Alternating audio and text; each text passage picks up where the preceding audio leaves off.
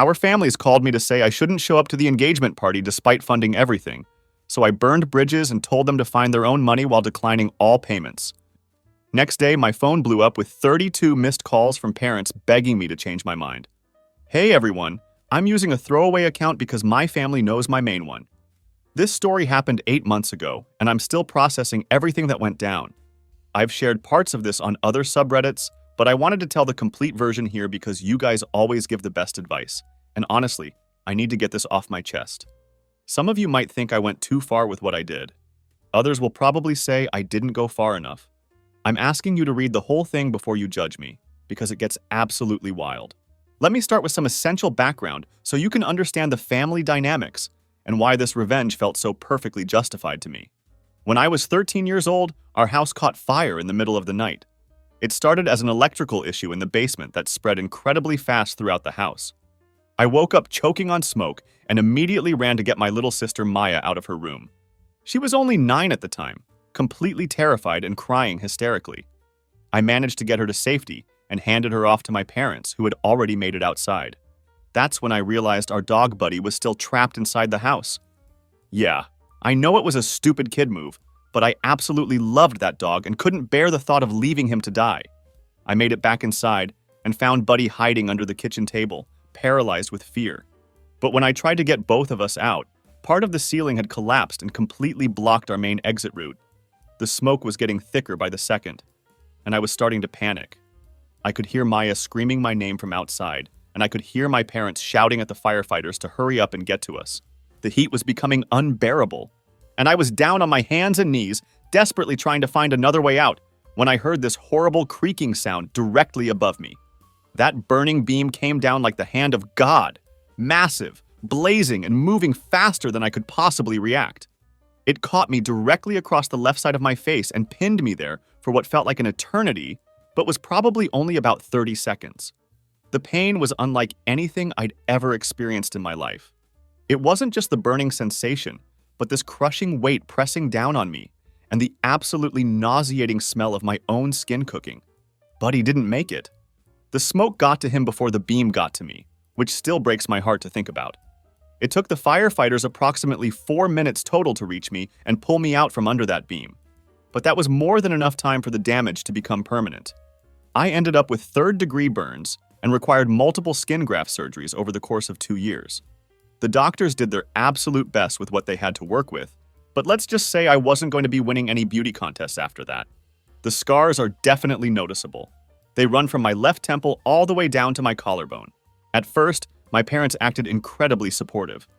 They made regular hospital visits, offered encouraging words, and kept telling me how brave I was for saving Maya and trying to save Buddy. The fact that our dog didn't make it still hurts deeply, even all these years later. But once the medical bills started piling up into serious money, and the reality set in that their son wasn't going to be the handsome golden boy they'd always envisioned, things changed really quickly. Maya became the new favorite practically overnight. She was absolutely beautiful and charming, with this natural charisma that made people want to be around her wherever she went. She had perfect auburn hair, bright green eyes, and the kind of smile that literally lights up a room. She was everything my parents wanted in a child to show off to their friends and social circle.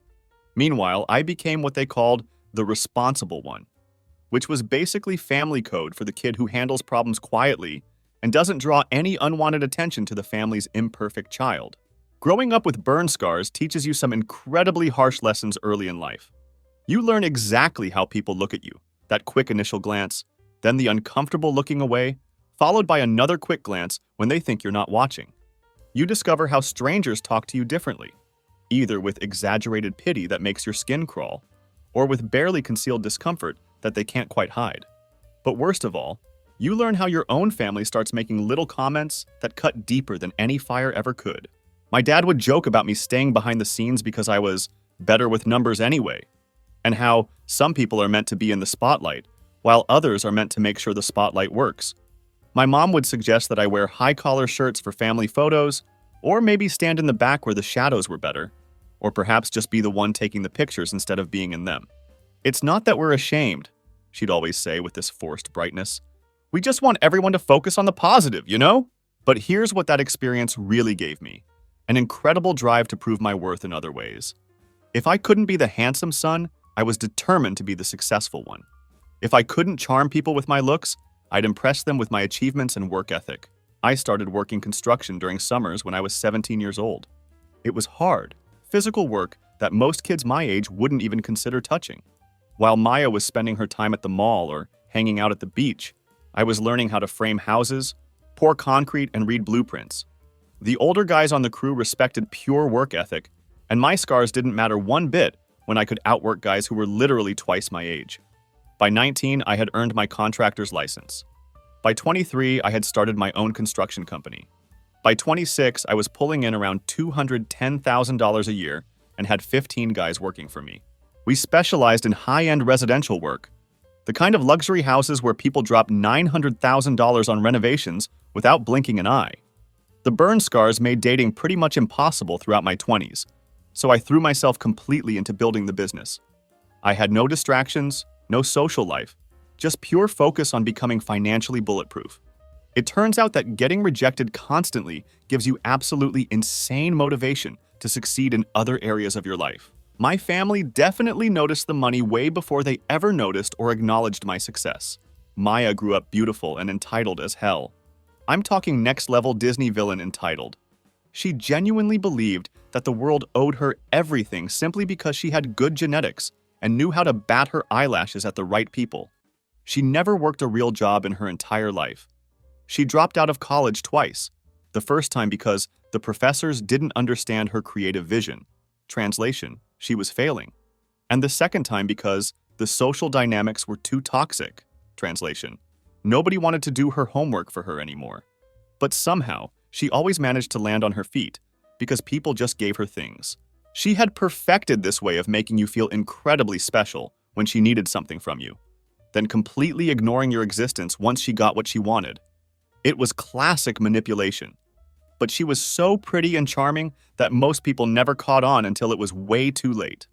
The guys she dated were always exactly the same type, insecure men with decent jobs who were so grateful that a girl like her would even look at them that they'd empty their wallets trying to keep her happy.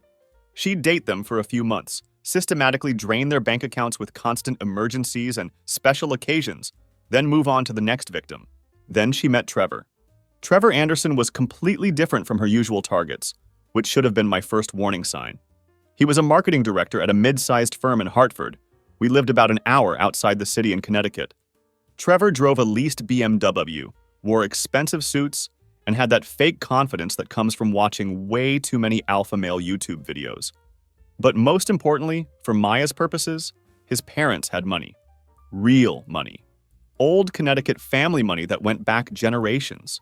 Trevor was exactly the kind of guy who talked constantly about building his brand and leveraging synergies. He'd use business buzzwords in casual conversation and quote motivational speakers like they were ancient philosophers delivering profound wisdom.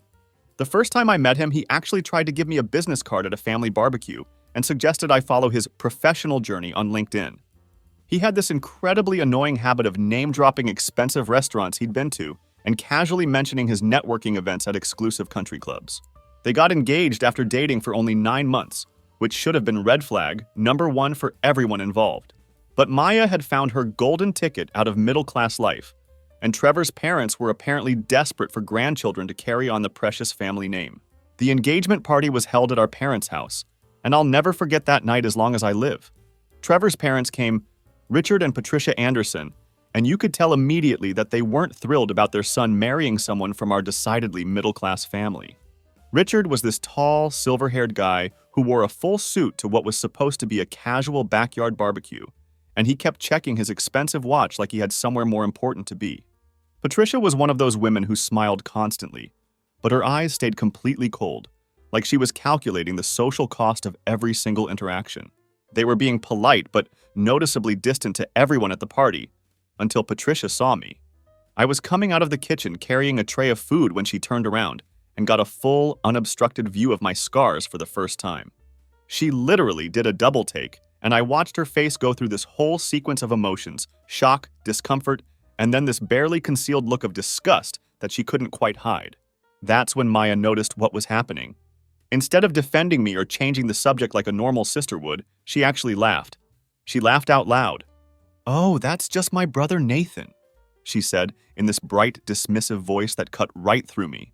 "Don't worry about him. We're already planning to keep him away from the wedding photos anyway. Can't have him scaring the guests, right?" The whole group burst into laughter.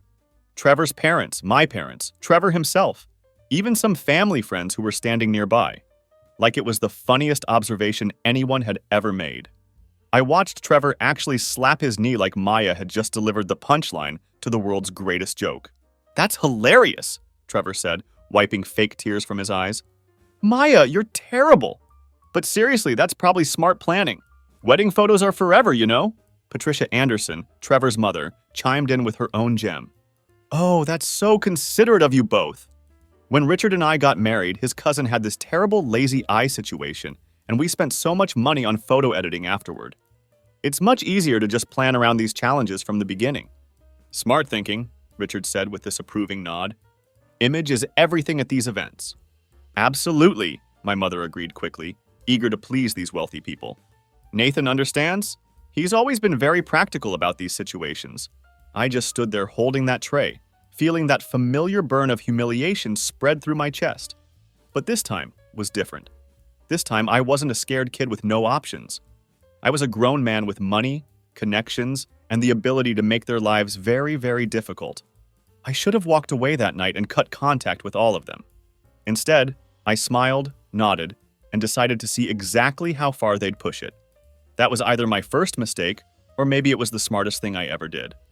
The wedding planning started immediately after the engagement party, and guess who they came to first for help?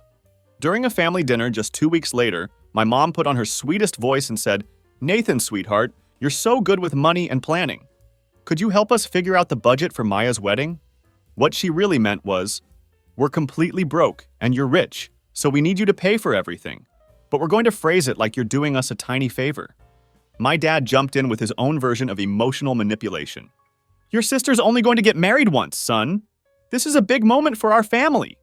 Spoiler alert, it wouldn't be her only wedding, but we didn't know that yet. Maya had already picked out the venue before even talking to me about any kind of budget. She'd chosen the Riverside Manor, this incredibly fancy place that charged $13,800 just for the basic space rental. Then, there was catering for 190 people at $92 per head, which was another massive expense. The photography package she absolutely had to have was $4,600 for what they called the premium experience. The dress she claimed she was literally dying without cost $3,700. When I pulled out my calculator and started adding everything up, the total came to well over $38,000. I set down my pen and looked around the table at all of them. "So just to be clear, you're asking me to pay $38,000 for a wedding where I'm not allowed in the photos?" "Nathan, don't be so dramatic," Maya said, waving her hand dismissively like I was being completely unreasonable. "You'll be at the wedding. You'll have fun. You just won't be in the formal photos because honestly, Trevor's family is very concerned about aesthetics. You know what I mean? They come from a very image-conscious background. Old money family, country club people. They have certain expectations about how things should look." My mom jumped in immediately to try to smooth things over. "It's not personal, honey. It's just easier for everyone if we work around the situation." The situation, of course, being my face.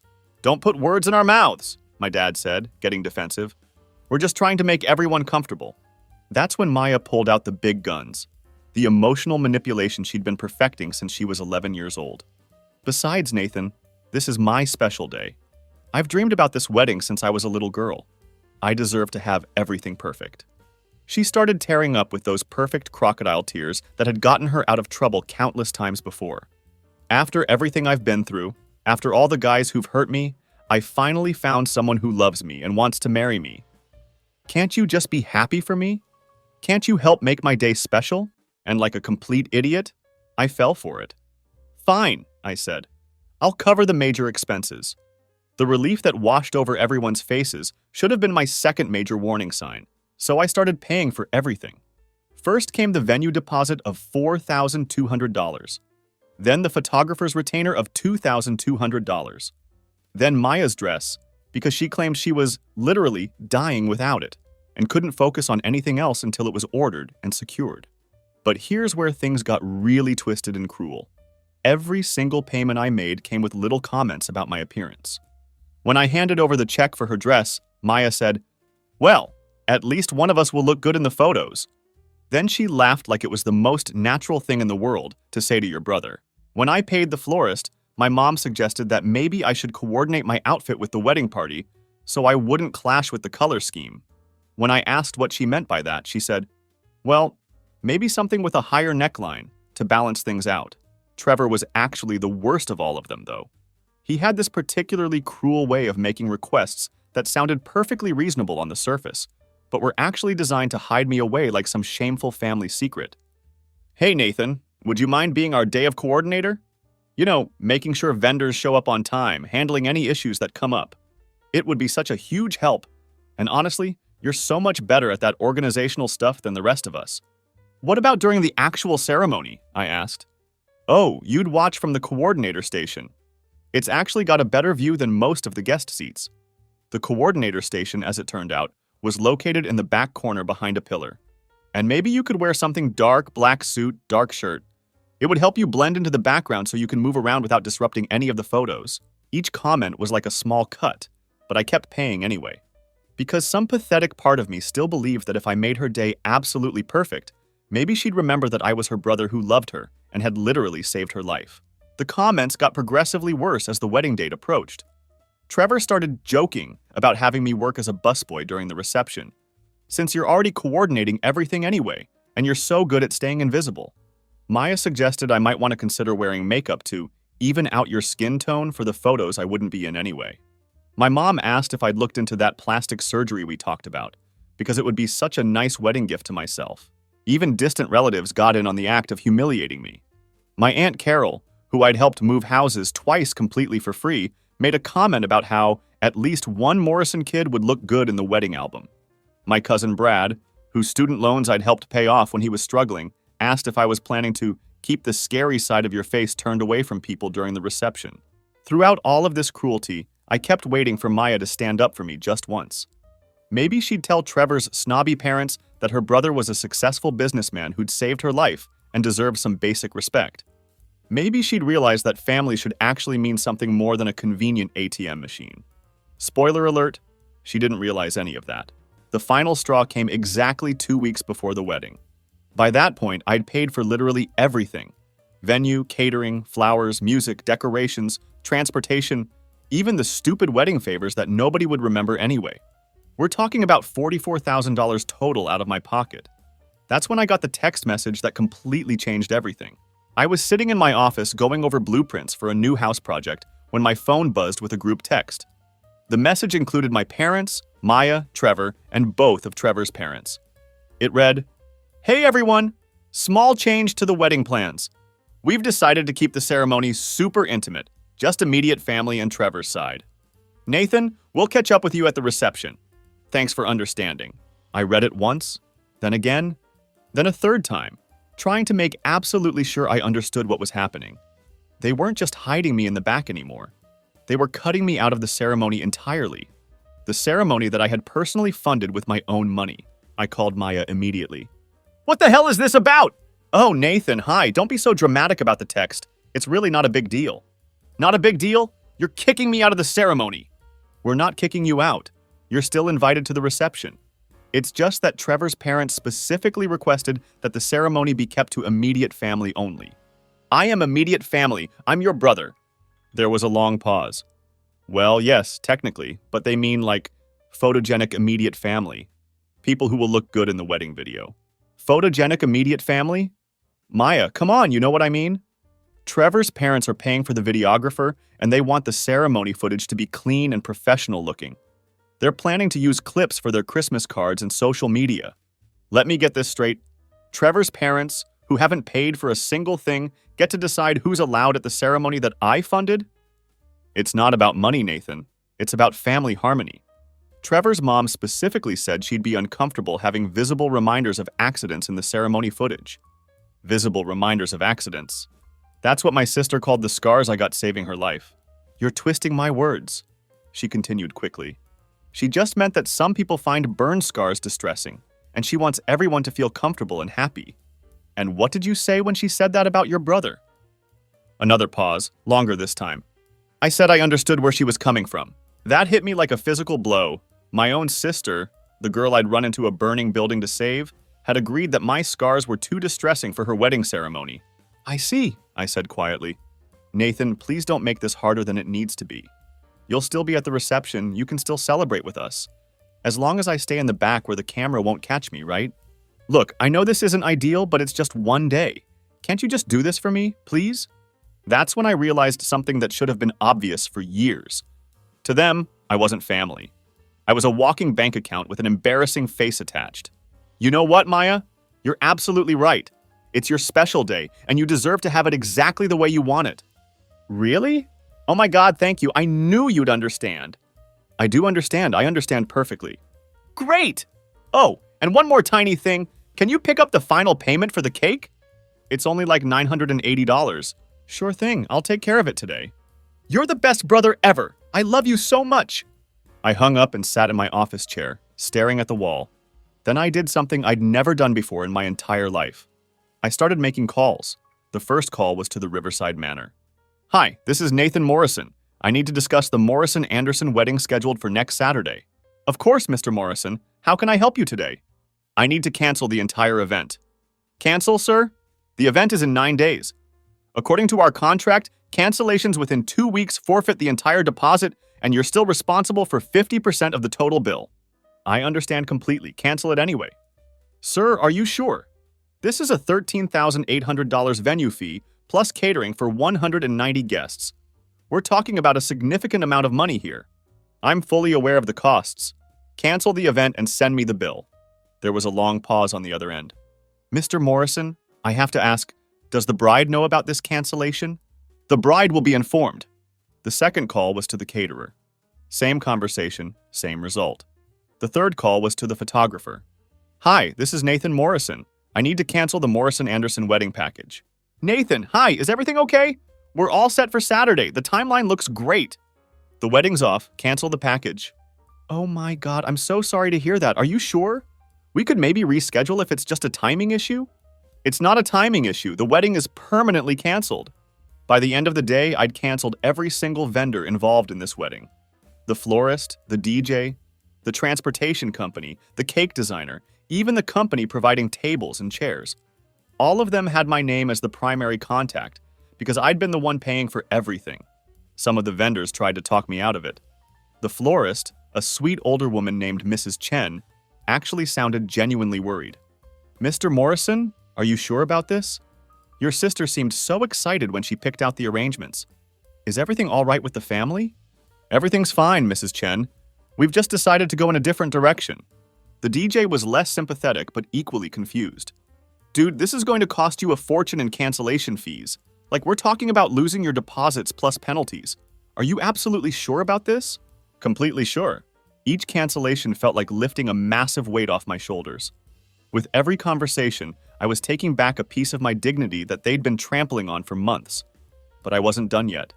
Not even close. See, Trevor had been bragging for months about his job and how he was being considered for a promotion to senior marketing director at his firm. He kept talking about how his boss was really impressed with his strong family values and commitment to traditional marriage. His boss was a guy named Robert Patterson, old-school conservative, very focused on company image and employee character. The kind of man who still believed that how you treat your family reflects exactly who you are as a person. So I gave Mr. Patterson a call. Hi, Mr. Patterson. This is Nathan Morrison. I'm Trevor Anderson's future brother-in-law. I hope you don't mind me calling, but I wanted to reach out about something that's been bothering me. Of course, Nathan. Trevor's told me so much about the upcoming wedding. How can I help you? Well, sir, I wanted to give you some context about Trevor's character, since I understand he's being considered for a promotion. I told him everything. How Trevor's family was excluding me from the wedding ceremony because of my burn scars. How Trevor had personally asked me to cover up so his family wouldn't be uncomfortable. How they'd taken $44,000 from me and then decided I was too unsightly to be seen at the event I'd funded. I'm not calling to cause trouble, I said. I just thought you should know the kind of man you're considering for a leadership position. Someone who discriminates against disabled family members and takes their money while hiding them away. That doesn't seem like the kind of character your company would want representing you. Mr. Patterson was quiet for a very long time. Then he said, "Nathan, I'm deeply sorry you're experiencing this. Thank you for bringing it to my attention. Trevor's promotion will be reconsidered." But even that wasn't enough. I had one more card to play. The wedding was supposed to be on Saturday. By Thursday morning, my phone was absolutely exploding with calls and texts. "What the fuck did you do?" Maya was screaming so loud I had to hold the phone away from my ear. "The venue says we're canceled. The caterer won't return our calls." "That's weird," I said calmly. "Maybe there was some kind of mix-up." "Mix-up? They said you called and canceled everything." "Huh? I wonder why they would say that." "Fix this right now." "I'm sorry, I can't help you. I'm not allowed at the ceremony, remember? I'm just a visible reminder of accidents. I figured you'd want to handle the wedding planning yourself, since it's so important that everything be photogenic." "Nathan, I swear to God." I hung up on her. My mom called next, and she was crying hysterically. "Nathan, please, whatever's happening, we can work it out. Maya's having a complete breakdown." Where was this concern when she was agreeing that my face was too distressing for her wedding? "She didn't mean it that way, honey. She's just stressed." Yes, she did mean it that way. And so did you when you asked me to wear high collars for family photos. And so did Dad when he said I should stay behind the scenes. We were just trying to... You were trying to hide me away while taking my money. I get it. Message received. My dad tried the angry approach next. "You fix this mess right now, boy. You're destroying your sister's wedding out of spite." "Actually, you guys destroyed my relationship with this family years ago. I'm just declining to fund it anymore." "We gave you a home. We raised you. We paid for your medical bills." "You mean the medical bills from when I got burned saving Maya's life?" "Yeah, thanks for covering the cost of me being a hero. Really going above and beyond there, Dad." "Don't get smart with me." "Too late. I'm already smart. That's how I made enough money for you to steal in the first place." I hung up on him, too. Then Trevor called, and this conversation was the most satisfying one yet. "Nathan, man, I think there's been a huge misunderstanding here." "No misunderstanding. You wanted me hidden away because my scars don't fit your family's image." Message received loud and clear. "Look, we can work something out. What if we compromise? What if you're in some of the photos, just not the main ceremony shots?" "What if you go fuck yourself, Trevor?" "Come on, man, be reasonable. Do you have any idea how much money we've lost? How much this is costing us?" "Actually, yes. I know exactly how much it's costing because I'm the one who paid for all of it." "We can pay you back." "With what money? Your boss called you into a meeting yesterday, didn't he?" There was a long, telling silence. What did you do?" "I told him the truth about your character. About how you treat family members who don't meet your aesthetic standards." "You son of a bitch. Do you have any idea what you've done to my career?"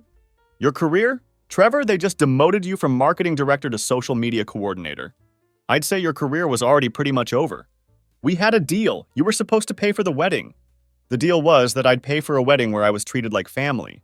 You changed the terms when you decided I was too ugly to be seen. So I changed my terms too." "This is insane!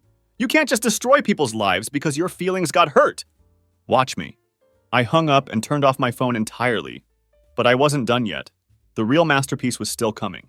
Saturday arrived, the day that was supposed to be Maya's perfect wedding. Instead, it became the day their entire world fell apart in the most spectacular way possible. I drove to the Riverside Manor around 11:30 a.m. just to witness the chaos firsthand and see the fruits of my labor. There were about 35 cars in the parking lot.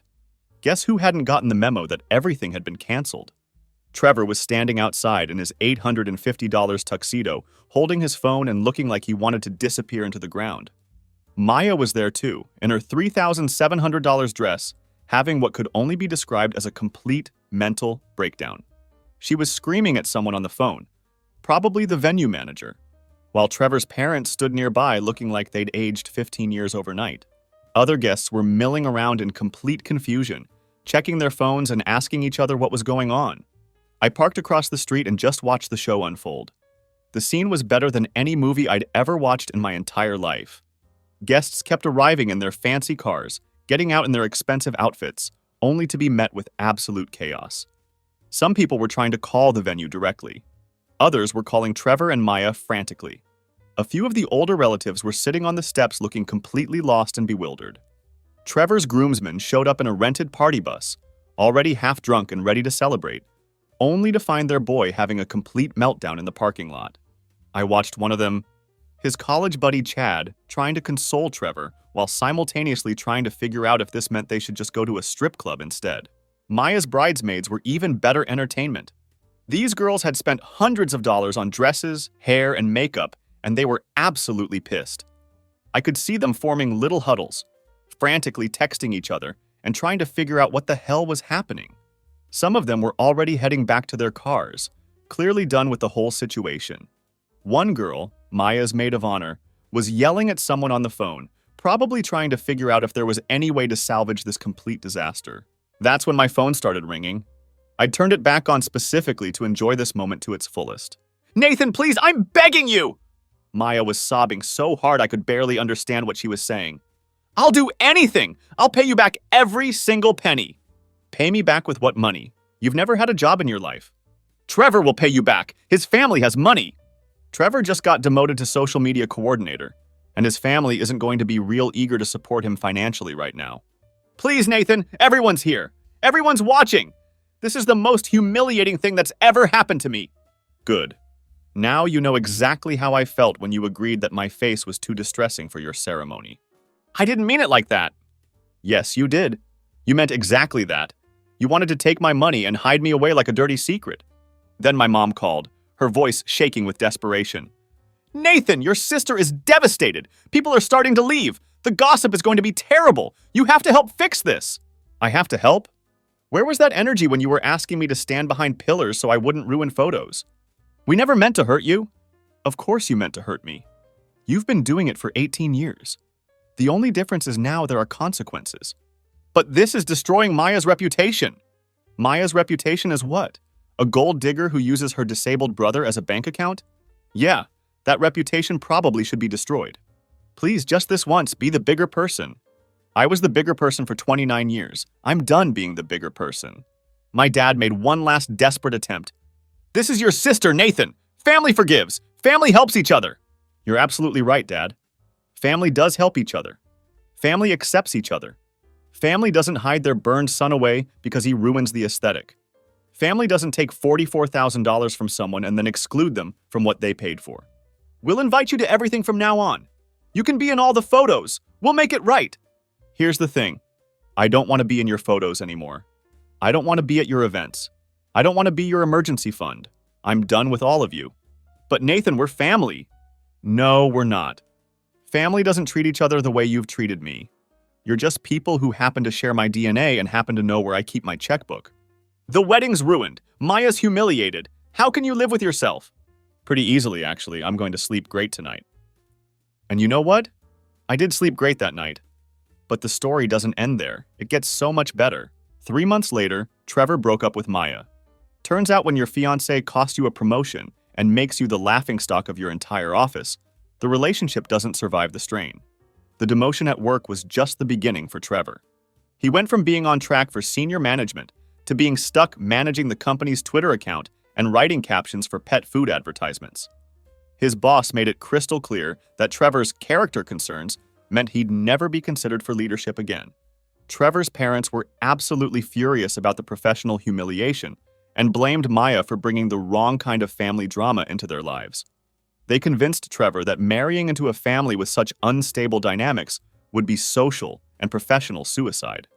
When Trevor called to end things, he actually had the nerve to tell Maya it was because her brother was clearly unhinged, and he couldn't risk being associated with that kind of behavior. The irony was completely lost on both of them. Maya had to move back in with our parents because she'd never learned to support herself financially. She's now 29 years old, working at a nail salon for $13 an hour plus tips, and living in her childhood bedroom while all her friends have moved on with their lives and careers. The Instagram photos of her perfect life stopped pretty abruptly. Trevor had to move back in with his parents too, because his social media coordinator salary couldn't cover his expensive lifestyle. Last I heard from mutual acquaintances, he's bitter and embarrassed, and his parents treat him like a disappointment who threw away his promising career over a woman. Trevor's parents faced their own consequences as well. Word spread through their country club social circle about how they'd treated their son's disabled future brother-in-law. Connecticut old money families might be incredibly snobby, but they also have strict codes about treating veterans and disabled people with basic respect. When the story got around, and these social circles absolutely love their gossip, The Andersons found themselves quietly uninvited from several charity galas and social events. Patricia Anderson went from organizing committees and being the center of attention to being notably absent from invitation lists. My parents had to take out a second mortgage on their house to pay back the vendors who were demanding payment for services that had been canceled at the last minute. Turns out when you cancel a wedding 9 days beforehand, you still owe pretty much everybody money anyway. The venue charged them the full cancellation fee. The caterer demanded 75% of the total bill. All the other vendors had similar penalties written into their contracts. They're still paying off that debt 2 years later. And me? I bought a beautiful house in the mountains with the money I didn't spend on their wedding. I found a woman who thinks my scars make me look distinguished, like a man who survived something important and came out stronger. We're talking about getting married next year, and when we do, it'll be a celebration with people who actually value having me there. The best part is the messages I still get sometimes. Maya sends me long, rambling texts begging for money to help with rent, or asking me to just talk because she misses her brother. My mom calls every few months asking for help with bills or home repairs. My dad sent me a Facebook message last month asking if I could loan him money for a new truck. I read every single message, screenshot it for my own amusement, and then delete it without responding. They still don't get it. They think I'm being petty and holding grudges, and that I should forgive and forget because family is forever. But here's what they never understood. You can't treat someone like garbage for years, take their money while hiding them away like a shameful secret, and then expect them to come running when your world falls apart. I learned that lesson from getting burned. Sometimes the damage is permanent, and you have to accept the new reality and build something better from what's left. They're learning that lesson now. The funniest part is that I drive past them sometimes around town. Maya working at that nail salon, looking exhausted and older than her years. Trevor pumping gas in his cheap suit before heading to his insurance office. My parents driving their 18-year-old car because they can't afford payments on anything newer. I saw Maya at the grocery store a few months ago. She was using coupons and clearly counting every dollar, buying generic brands and checking her phone calculator before adding items to her cart. When she saw me, she actually started to approach, probably to ask for money again. But I just looked right through her and kept walking. The look on her face, this mixture of hurt and desperate hope, almost made me feel bad for about half a second. Trevor's trajectory has been equally satisfying to watch. I heard through mutual acquaintances that he tried to get his old job back, but word had spread through the Hartford business community about his character issues. Turns out professional circles are smaller than you think, and nobody wants to hire someone who treats disabled family members like garbage. His LinkedIn profile used to be full of ambitious posts about crushing goals and building empire. Now it just says insurance agent with no updates in over a year. And every time I see them, I remember that little girl I ran into a burning building to save. And I think about how she grew up to be ashamed of the scars I got saving her life. Then I drive home to my beautiful house and my beautiful girlfriend who loves every mark on my body because they're proof that I'm brave enough to run toward danger when people I love are in trouble. Too bad they never appreciated having someone like that in their family. Now they get to live without me. TLDR. My family treated me like garbage my whole life because of burn scars I got saving my sister from a house fire. When she got engaged, they asked me to pay $44,000 for her wedding, but then excluded me from the ceremony because my scars were too distressing for photos. So I canceled every vendor 3 days before the wedding, destroyed the groom's career, and cut contact with my entire family. They're all miserable now while I'm living my best life.